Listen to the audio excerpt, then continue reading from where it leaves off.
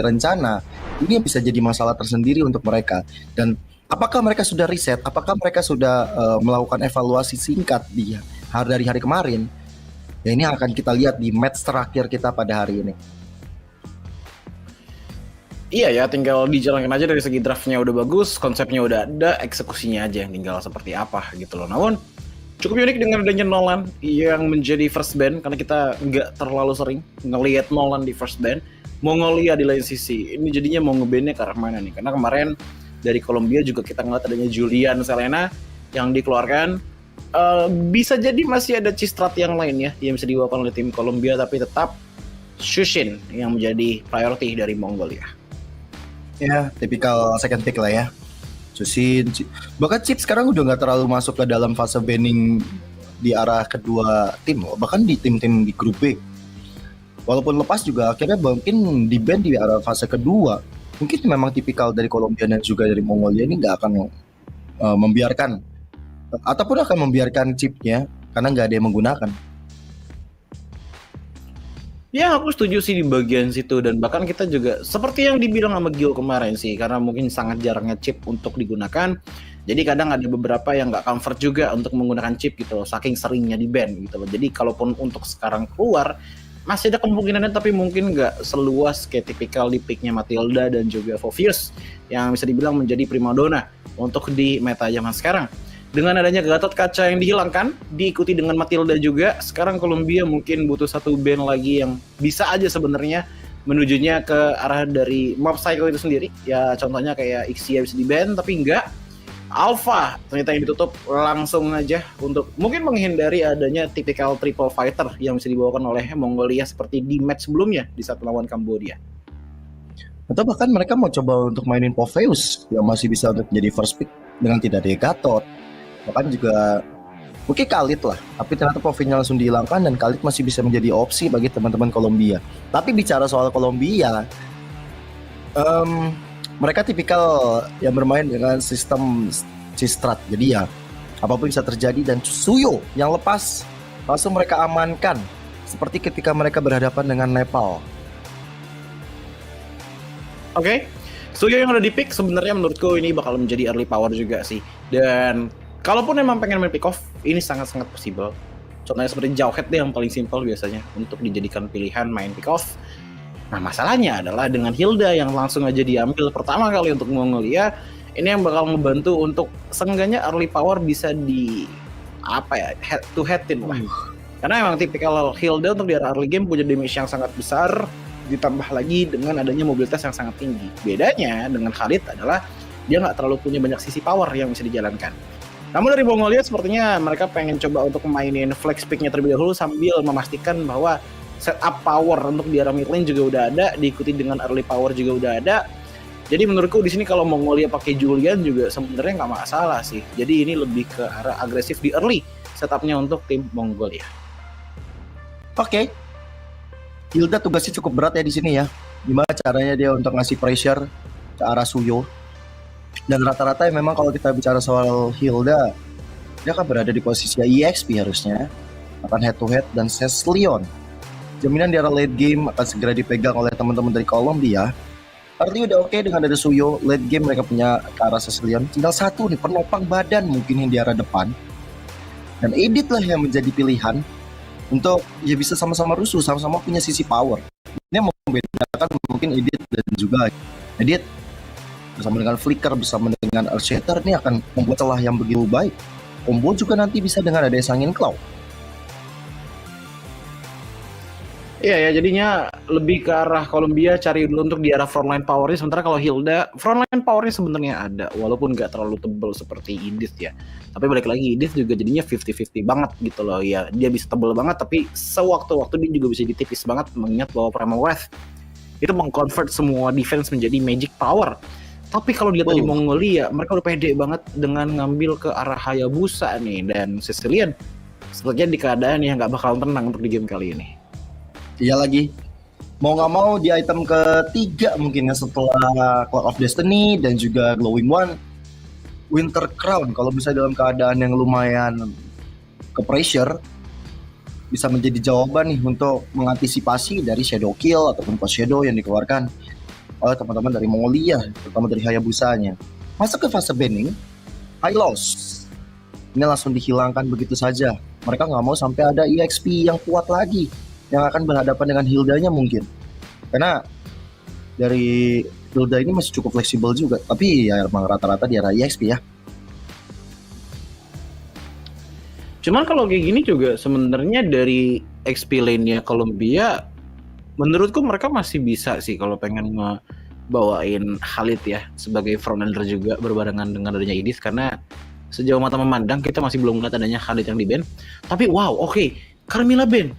Ini balik lagi ke cerita Pasutri yang dibawakan oleh Gio kali tadi ya, dengan adanya Carmilla yang kemungkinan bisa digunakan untuk menjadi source apa ya, bisa bilang spreading out power lah, spreading out area of effect, spreading out damage juga, yang menandakan bahwa Mongolia mungkin akan benar-benar mainin setup team fight potential. My friends are my power sih menurutku untuk di game kali ini. Buset. My wife is my power kalau Carmilla ya Mas Cecil ya. Langsung di-ban. Dan bersama dengan Tiger juga yang dihilangkan. Power dari sisi yang dimiliki dari Tiger Implosion Flicker nih nggak mau sampai dimunculkan, karena berbahaya sekali nih. Karena mungkin kalau misalnya sampai Tiger di-ban kayak gini, mereka juga nggak mau memicu adanya gold laner yang harus pakai purify. Mereka nggak mau pakai gold laner yang terpaksa harus menggunakan purify tersebut. Sehingga ya Tiger dihilangkan juga.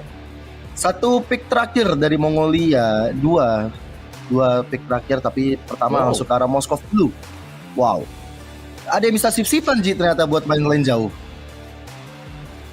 Iya sih kalau untuk di game kali ini dari Mongol dan juga Columbia ya, karena kalau lihat dari segi power Moskov juga oke, dia range-nya pendek, tapi langkahnya dia yang jauh gitu loh dengan power dari Spear of Destruction yang ngebuat akhirnya untuk laning di awal-awal ya menurutku bakal menang di tangan Bruno sih. Pertama range-nya lebih jauh, damage-nya juga lebih terasa gitu loh. Tapi ya balik lagi mungkin di sini Mongol juga menjadikan Moskov salah satu pertama tabungan strategi buat nanti di arah late game untuk split push.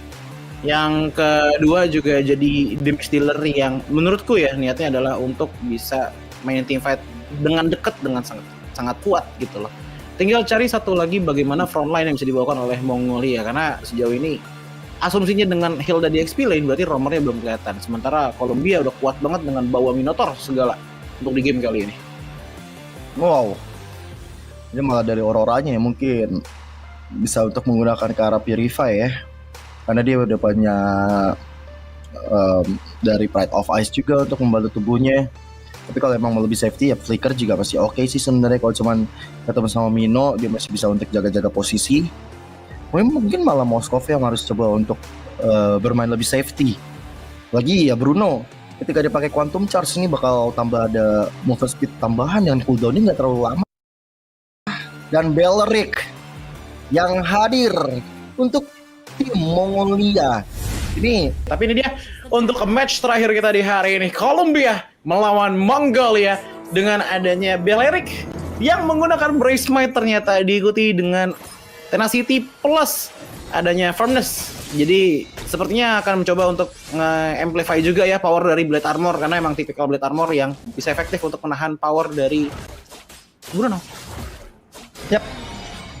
Dengan kolam, dengan Revitalize, Nika akan memastikan dirinya akan lebih sustain di depan bersama dengan Dejavu. Ini yang bahaya banget, dua Revitalize. Ini seakan-akan mirip dengan adanya satu Netherrealm. Ini yang membuat dari Mongolia semakin siap lagi untuk bisa melakukan team fight jangka panjang. Dua Purify di tangan Columbia. Mereka memastikan diri dari Lia dan juga dari Yuri untuk tidak terkena impact dari Glacier atau bahkan dari Lot of Dryad-nya. Ya, dan untuk sekarang bisa lihat bahwa emang kalau untuk masalah clear ya, sebenarnya dari kedua belah mid laner juga sama-sama kuat sih. Bedanya kalau untuk Sicilian, mungkin manajemen mana yang harus jadi atensi lebih lah digunakan oleh Lia. Makanya kita ngeliat adanya Demon Boots yang dikeluarkan. Sementara kalau kita lihat dari Mongolia, wow, ini yang aku lihat ya, gold lane-nya justru sekarang masih diem-dieman. Bruno-nya juga nggak bisa terlalu zoning out juga ya, karena ya mungkin adanya player tadi banyak turun ke bawah, tapi Makigat hampir banget terkena genggingan dari Mongolia. Safety first dari Makigat barusan dengan Flicker yang digunakan mengantisipasi kalau ada shadow kill. Walaupun sebenarnya Nona kayaknya juga bakal nahan shadow killnya sih, karena target optimal sepertinya bukan ke arah Makigat.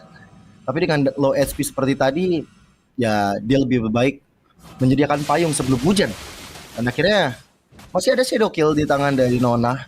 Dan ini akan jadi berita bagus karena Flicker gak ada di saat turtle pertama sudah mulai hadir di Land of Down.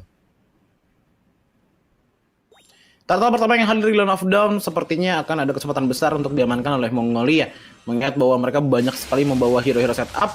Bukan berarti Colombia nggak bisa, mereka punya Minotaur, tapi harus dilihat bahwa dari levelnya Minotaur ini berbeda lumayan jauh dibandingkan dengan Nika. Jadi chance-nya kayaknya bakal dipegang banget oleh Mongolia.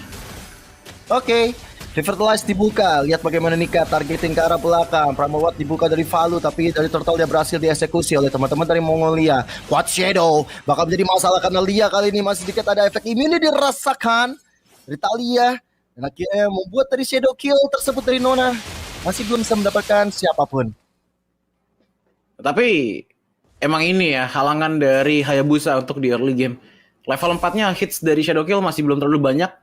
Belum bisa benar-benar menjamin adanya 1 point kill, tapi setidaknya udah merugikan teman-teman dari Colombia dan memaksa mereka harus pulang. Maka dari itu walaupun turtle-nya di arah top lane sepertinya rotasi menuju ke arah gold lane hanya sekedar untuk check up aja ya. Karena dari mob psycho-nya seenggaknya untuk meyakinkan bahwa dia tuh nggak kenapa-napa. Bahkan sekarang antar gold lane udah ada perbedaan level 1 dibanding dari keduanya. Efek lagi ya dari adanya turtle yang didapatkan terutama. Cuman kalau tadi Shadow Kill untuk ke arah yang tebal-tebal memang belum berasa. Tapi kalau memang targeting ke arah bawah mungkin bakal beda cerita. Bad Impact, Sangin Claw, Quad Shadow, Nona targeting menuju ke arah Lia-nya. Tapi Lia sekarang masih terlalu safety karena banyak sekali yang menjadi bodyguard supaya Lia masih bisa untuk melakukan stacking demi stacking dengan Bad Impact-nya. Stacking yang dibutuhkan dari Colombia ini sebenarnya menjadi salah satu kunci juga untuk late game potential. Tapi lihat di bottom lane, Mob Psycho keadaannya lumayan berbahaya, di pressure oleh dua tim. Dengan begitu Manisa tapi nikah. Discover adanya Minotaur yang sedang berjalan dan wow, Etanari. Damage-nya sudah mulai terasa sakit. Namun dari segi rotasi kita juga bisa melihat bahwa Mongolia sepertinya mau ngambil ke arah 3 lane yang stabil gitu loh. Benar-benar ngebantu satu lane aja. Mungkin abis ini bakalan agak fokus ke XP lane karena ada turtle sih. Sayangnya dari tadi Coach Shadow dari Nona ini nggak pernah nempel sama orang ya, karena beda banget rasanya kalau nempel ke orang. Bersama dengan dia balik dulu ke bayangan yang lain, dia cicil dengan basic attack dan juga Phantom Shuriken itu damage-nya lebih berasa. Tapi dari tadi belum ada yang ketempelan dari Coach Shadow. Ini yang harusnya jadi PR nih Nona nih. Makanya dari tadi kita belum melihat bagaimana adegan-adegan yang berbahaya dimunculkan dari kedua tim. Dan bahkan mirip seperti di match sebelum ini. Bagaimana menit ke-5 mungkin baru ada first blood, tapi sepertinya dengan ada Earth Shatter, Deja Vu masih terlalu strong. Quad Shadow mencoba untuk mencarikan sesaat lagi, belum, masih coba dinonaktifkan dari Quad Shadow tersebut. Bahkan dari Spear of Destruction juga masih belum mengenai target yang optimal. Iya, dan agak malas juga nggak sih tadi Colombia ngelihat adanya 2 tanker maju ke depan ngejagain untuk Suyo nggak bisa masuk. Masalahnya yang jagain tuh Hilda dan Belerik gitu loh. Sekalinya masuk damage-nya ada, sisinya juga ada gitu yang bisa dibilang lumayan pastilah bisa menuju ke arah Suyo. Tapi di arah bottom lane, fokus turret pun sudah mulai dilakukan dan pada akhirnya Mob Psycho mendapatkan keuntungan berlebih dibandingkan dengan Yuri Nakamaru. Ngebuat akhirnya Yuri Nakamaru sepertinya akan terdelay dari segi power spike-nya dan ngebuat Mongolia mungkin akan fokusnya ke arah objektif dulu nih dibandingkan dengan kill point karena mereka udah enak banget. Wow, tapi sekarang dengan ada Shadow Kill Talia yang kali ini bakal menjadi sang penerima damage. Sementara bottom lane tadi benar-benar adegan pengeroyokan dilakukan oleh Etanari, Nika, dan juga Mob Psycho menghasilkan hasil yang sangat-sangat positif. Point kill dapat, spell terbuang dari Purify-nya bersama dengan outer turret pula di arah mid lane. Membuat dari Mongolia sekarang jauh sedikit lebih unggul dengan perbedaan gold yang lumayan signifikan, hampir menyentuh angka 3.000. Dan ini membuat dari Mongolia sepertinya akan lebih agresif dibanding sebelumnya. Dan lihat bagaimana dengan ada Wrath of Dryad yang dibuka mengenai tubuh dari Makigat, tapi Makigatnya masih bisa untuk mundur pula dengan ada Flicker. Tapi itu adalah bagian di gimana caranya supaya outer turret di arah top lane bisa dihancurkan. Dan Quad Shadow Kill mencoba untuk masuk ke arah belakang, tapi DPS-nya masih terbagi dan Minion Fury dibuka tanpa ada niat untuk mendapatkan point kill. Wah, selagi tim fight berjalan tadi ya, lihat bagaimana Talia ini pegangin banget sama Hildanya, dan bahkan lihat bagaimana dengan daerah mid lane sudah mulai ada tabrakan lagi, tapi tidak ada Minion Fury, dan tangan adanya Frigid Glacier, otomatis damage output yang semua masuk ke arah teman-teman dari Colombia lumayan besar, namun nggak begitu besar, belum cukup untuk bisa menumbangkan Valo dan juga Prime Makigat. Dan mereka tahu persis kapan limit mereka harus mundur terlebih dahulu, apalagi mengingat baru ada Hunter Strike di tangan dari Nona. Jadi damage outputnya nggak bakalan terlalu besar, even untuk di Etanari pun dia baru punya ke arah Glowing One gitu loh. Tapi yang aku harus highlight adalah Golden Staff dan juga Corrosion Sight yang sudah ada di tangan dari Mob Psycho. Ini menandakan bahwa snowball dari gold lane-nya mungkin akan menekankan power yang sangat tinggi dari Mob Psycho dan bahkan pasti dilakukan.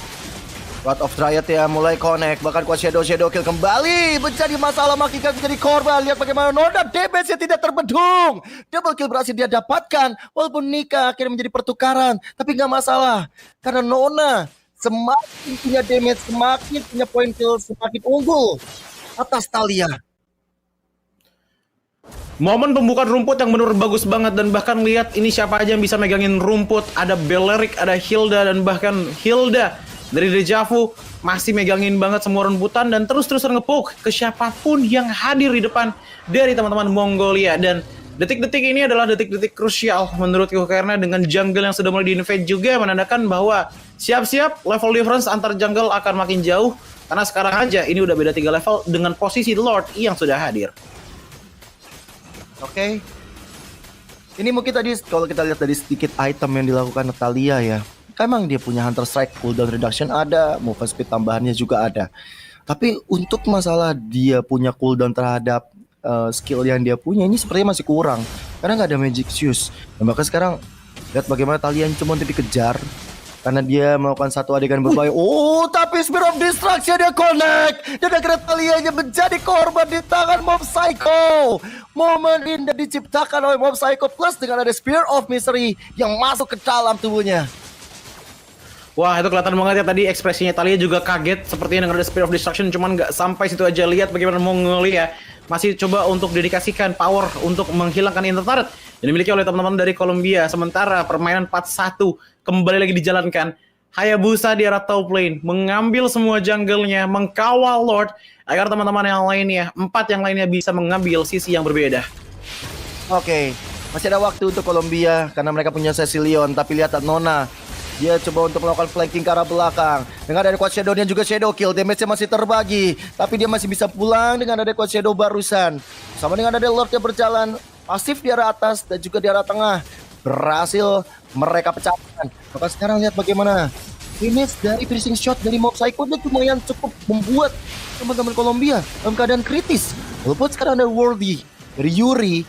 Tapi ternyata 2 best turret yang rontok barusan tetap bisa menjadi masalah bagi Colombia.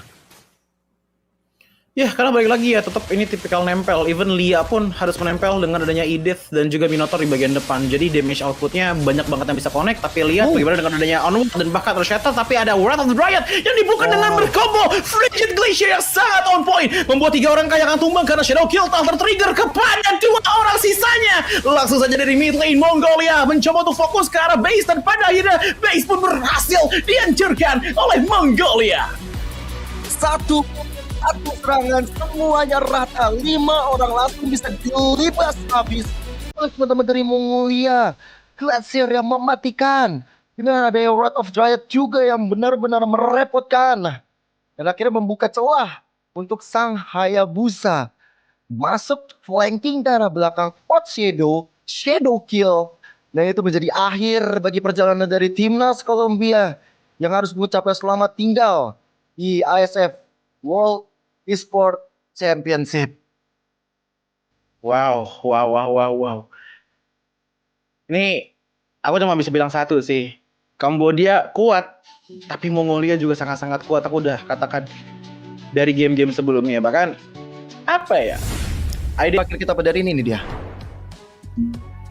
Untuk di awal-awal sebenarnya nggak terlalu banyak yang terjadi ya. Cukup hening untuk di game kali ini, namun udah mulai pecah dengan adanya tadi solo kill yang dilakukan oleh Nika. Bukan solo kill, tapi lebih ke arah pick off di arah bottom lane dan jatuhnya ke tangan dari Yuri Nakamaru. Dan ini momen-momen emas juga dimana dengan dari Frigid Glacier ditambah lagi dengan adanya Wrath of the Dryad yang ngebuat teman-teman dari Colombia juga sangat-sangat sulit untuk melakukan defensive maneuver.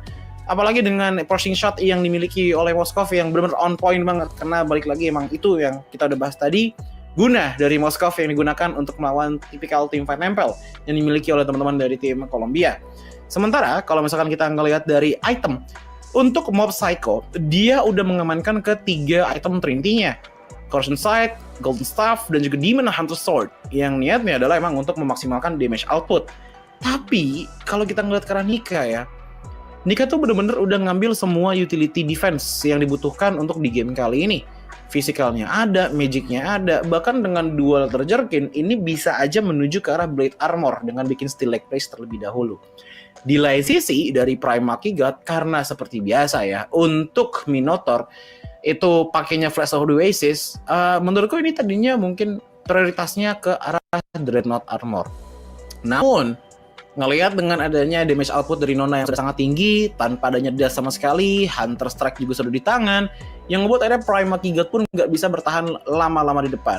Bertahannya cuma dari segi minuman supporting roar, dengan heal-nya pastinya, tapi ya abis dari situ kalau udah nggak ada heal, bisa dibilang nggak bisa lama-lama sih dia untuk jaga di bagian depannya.